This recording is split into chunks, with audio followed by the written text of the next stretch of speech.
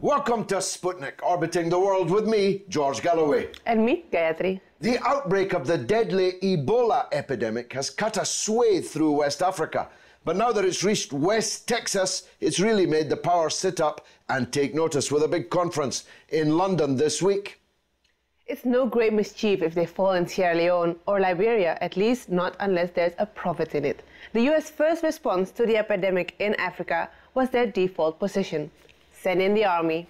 By contrast, Cuba's response was their default position: send in the doctors. Joining us now to discuss the phenomena of Cuban medical diplomacy, which has restored sight and sound to those without it all over the world and is now wading fearlessly into the Ebola pandemic, is Bernard Regan of Britain's finest solidarity campaign, the Campaign for Cuba. Bernard, it is a phenomenal thing that Cuba, in many respects a poor country, a third world country, is actually responsible for medical diplomacy that has cured hundreds of thousands of people around the world of blindness, deafness. It's an internationalist weapon that Cuba is deploying here. It's absolutely amazing, George. In fact, if you look back over the 55 years since the Cuban Revolution happened and overthrew the dictator Fulgencio Batista, they have treated an estimated 85 million people across the globe. 85 million. And currently, this year... There was me underestimating, not often. It's phenomenal. And this year alone, they have something like 50,000 medics in the field in 155 countries. So there are very few countries in the world that haven't at some time benefited from Cuba's medical action. And as you said in the introduction, they are now responding to the crisis in West Africa. So that makes them having more doctors in the world than the World Health Organization.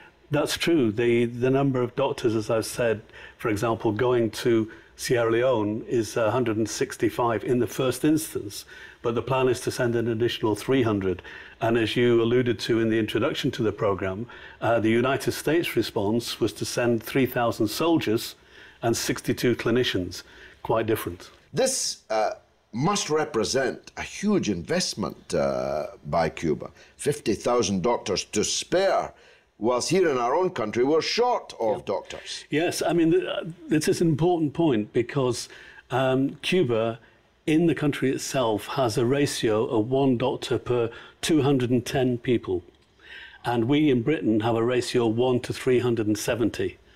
And notwithstanding that, they're still able to provide the medical support. And this isn't a one-off. They've responded to a number of crises that have happened over the years. Earthquake in Kashmir, in Pakistan. Absolutely. They've been everywhere saving lives. And they've established Henry Reeve Brigade, which is a detachment, a medical detachment, particularly established to respond to crisis situations. So they were, in fact, prepared to go to the United States of America when Hurricane Katrina hit New Orleans, but the Americans never replied to their offer, which is interesting because I think the important thing about Cuba is that it is prepared to offer help unconditionally. It doesn't say, who are you, do you like us, do you support us? It says this is a human catastrophe, it needs an actual practical response, and they go and do it. The example you cited, Kashmir, in fact, when the Cubans went, they had no political or diplomatic relations with Pakistan, but they made that absolutely secondary. They said, our job is to go and to help people, and they sent 2,500 medics who went into areas of the country that even the government found difficulty in reaching, treating something like 70% of the victims of the earthquake. More than 1 million people were killed or injured during that, and they treated 70% of them. And they left behind, and this is an important thing, it's not just the response to the immediate crisis, but the legacy, a very practical legacy, not just the emblematic. that they actually left behind 32 field hospitals that people could continue to use. And also they established relations with Pakistan so that young people from Pakistan went to Cuba to train as doctors as part of an ongoing program. And that's been the case in Africa and in Latin America, and even for some poor students from the United States who couldn't afford to go to medical schools in the US have been offered places to train as doctors in Cuba and then to return. Well, that's a very interesting, I didn't know that. Yeah. But I did watch Michael Moore's film Sicko about the different medical systems that they have in the world. And he took people who were firefighters who had been damaged in 9/11, rescuing people who couldn't get medical treatment because they didn't have insurance in the United States, or not enough insurance. He took them to Cuba where they were treated entirely for free. And I never forgot the picture of bewilderment on the face of the American patients when they were looking around for someone to pay and asking, how much is this going to cost? And the Cubans' faces were equally bewildered. What do you mean cost? Health doesn't cost anything in Cuba. So here we have a small country which has achieved phenomenal levels of healthcare in its own country, now exporting around the world the benefits of that healthcare. This is socialism in action. I think it's interesting just to think of the fact that when we talk about these statistics in relation to Cuba, if Britain were to apply a similar process, we would be talking about multiplying those figures 6 times. The population of Cuba is only 11 million. We have 66 million in Britain. If you think of the number of doctors and the resources that could be put in the field just by Britain alone, let's leave aside France, Germany, and all the other countries in the world, you could see a fantastic transformation in the life and well-being of people, particularly in countries like Africa. And I think in continents like Africa, and I think an important thing is that whereas we have seen, for example, in the British Health Service, doctors being brought from Africa and other countries to work here, Cuba is doing the reverse. It's going to those countries and also is providing the infrastructure to begin to build the health services within those countries by training the doctors who will then return home. And that's an incredible legacy to leave behind, something of real value. And it contrasts, if you like, with the way in which Western Europe, America, many other countries take doctors away from much needed areas. Cuba is, on the other hand, going there and helping and putting something back. So in just 55 years, leaving aside, because people would have different views on it, leaving aside the achievements inside Cuba itself, in 55 years on the international scene, Cuba has played a decisive role in the defeat of apartheid South Africa, which was recognized by Mandela. The first country he visited after his release was, of course, as you know, South Africa. And this medical diplomacy, which is actually even more staggeringly generous than I had imagined. You must be very proud to be one of the leaders of a solidarity campaign with such a country. Well, I think humbled is the word. I think not proud. I mean, I think it is staggering. I think there is not a comparable response by any other country in the world. It shows, I think, a legacy. The Cubans often express it in this way. They say solidarity is not giving what you have left over, but it's sharing what you have. And I think that is really the hallmark of the way in which they've done this. And although, you know, I acknowledge that you use the word medical diplomacy, I think it's something more than that. I think it's human solidarity, of which this is an important part. We could talk about literacy and about their contribution in education, which is equally phenomenal. They've contributed to the eradication of illiteracy in countries like Venezuela and Bolivia, throughout Latin America. They've initiated reading programs which have been utilized in more so-called advanced countries like Spain and New Zealand. And I think they see this as very much the development of the whole person, that health and education are fundamental to people having to be able to live creative and positive lives. Well, you could see why the US hates them because of this contrast that you have drawn, because Cuba, as an example, that you don't have to see the price of everything and the value of nothing, that it's possible for values to supersede price. Is there any sign of US hostility to Cuba diminishing? I think my honest answer is sadly no. Perhaps verbally it's less aggressive, maybe less ostentatious in its animosity towards Cuba.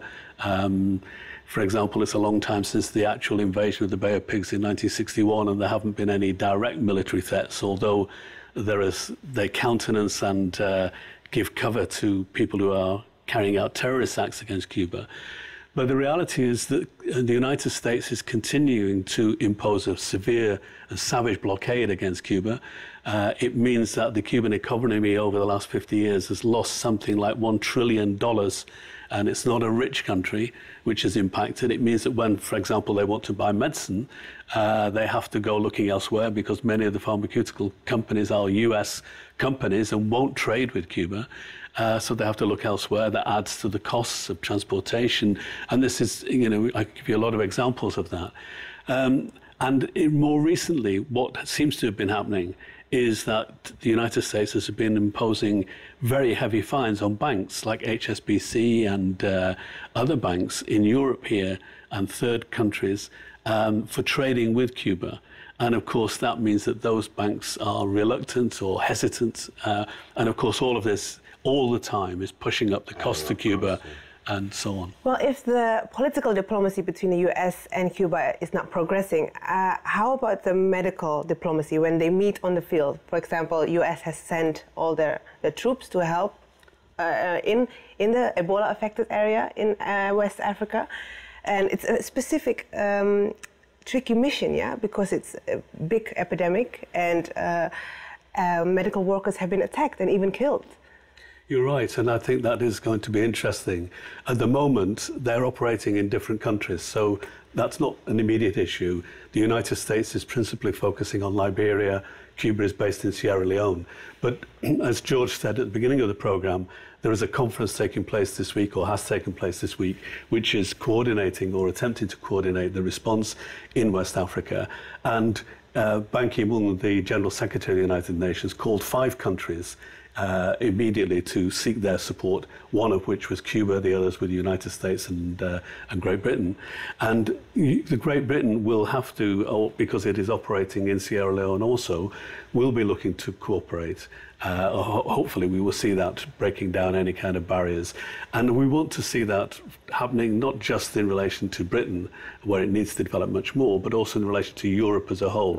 And that is something which is taking place slowly, but is beginning. Bernard Regan of the Cuba Solidarity Campaign, thanks for coming on board Thank the you. Sputnik. Coming up after the break, the best of our foreign correspondents, by far, intrepid and fearless, prodigious and eloquent. He's Patrick Cockburn of The Independent, and he's up next. Welcome back to Sputnik. Patrick Cockburn is Foreign Correspondent of the Year, and every year for me. He's just written the book on the phenomenon known as ISIS, on which the entire world is now fixated. And I'm glad to say he's on board the Sputnik. Terrific new book, absolutely timely. What's the truth about ISIS? Who are they? What are they? And what's the prospects of defeating them? Well, an Afghan journalist once described movements like this as being wholly fascists. He then had to leave Afghanistan fairly quickly, but I think that sort of sums them up. They come out of Al-Qaeda in Iraq that has existed since the invasion of 2003. They've always been extremely anti-Shia, incredibly violent. Their ideology is not that different from Wahhabism. In fact, if you take out YouTube and videos, their methods are strikingly similar to those used by Abdul Wahhab, the founder of Wahhabism, in conquering Saudi Arabia, conquering Mecca. In fact, Mecca surrendered to him. This ostentatious use of terror. It's not necessarily because they're sick individuals that they're performing these hideous acts of terror, though they may be. It's for the discouragement of the others to force surrender, isn't it? Yes, it's ritual murders. I think what they have added, which is new, is that they put this online. It's on YouTube, these hideous, basically snuff movies, very professionally made, in which you see them taking sheer lorry drivers out of their lorries. There's a brief questioning to make sure of their religious affiliation, and then they're just taken beside the road and shot in the head. And this is the same thing happens to maybe Iraqi soldiers going to join their units. And this has an express purpose, which is to terrify people, and it sort of works. That's one of the reasons that the Iraqi army broke up in Mosul when ISIS took Mosul on the 10th of June. Now, the tribes of Western Iraq, as you identified, sided eventually with the American-British occupation, drove these people out when they were called Al-Qaeda. But they have flourished again as a result of ground which has been fertilized by British and American policy in Syria. The encouragement of the revolt, as you put it, in Syria, the funding of it, and the provision of non-lethal military aid and so on. These are the conditions that have brought this organization back to life and, my goodness, back to death. Yeah, no, it's well put. I think that, a point I make in the book, and I think it's very important, is that ISIS comes out of war. It's difficult to conceive of organizations like this coming out of any peaceable situation. So the continuation of the war in Syria, basically demanding that it can no negotiations except with Assad going, although Assad controls 13 out of 14 provincial capitals, so he obviously isn't going to go, is basically a recipe for the war going on. And it's in the conditions of war that ISIS has grown up again and flourished and taken over an area which is bigger than the size of Great Britain. And yet, there are only 20,000 of them, according to the New York Times. Is that an underestimated figure? But even if it is, there must be a level in a territory that size of quiescence by the tribes, for example, who drove them out once before, could drive them out again, but are not. I'm arguing that they are a kind of, or an expression of, or a manifestation of an allergic reaction amongst Sunnis in Iraq to the kind of policy, politics, and structure that we imposed on Iraq after the invasion in 2003. They're a reaction against Maliki, Nouri al-Maliki, the Prime Minister. Of course, one can say, why was Nouri al-Maliki the Prime Minister of Iraq from 2006? Because he was appointed by the United States ambassador. I think it's true of all countries that are invaded from the outside, then their leadership are appointed from the outside, not by the indigenous population. This is a recipe for disaster. And in Iraq, there has been a disaster. You had this regime, which is really a kleptocracy, stealing from everybody, $100 billion a year in oil revenues, but no water, no electricity for much of the country. Bad for Shia, bad for Kurds, but even worse for Sunni, because they were discriminated against, they were persecuted. If you were a Sunni young man in the villages outside Fallujah, you'd got a very good chance of being arrested, tortured, forced to confess, and you could end up on death row. And there are villages with few young men left. And you can be on death row for a crime that somebody else has already been executed for. But it doesn't do you any good. So you can imagine what it's like for these young men. That ISIS may be violent, but at least it's something. It's better than sitting in your village waiting to be arrested and tortured. What's the prognosis, Patrick? You've been there, down amongst it all. I argued in Parliament last week that this rather desultory bombing by British and American jets is not only not going to solve this problem, but may very well exacerbate it. Yes, because it's going to create more war. You know, you could say if you bomb the columns of ISIS on the road to Erbil, that may deter people. But then this is basically a guerrilla force, so it doesn't make itself available for bombing. But it means that the war will get worse. And it's in these conditions that ISIS flourishes.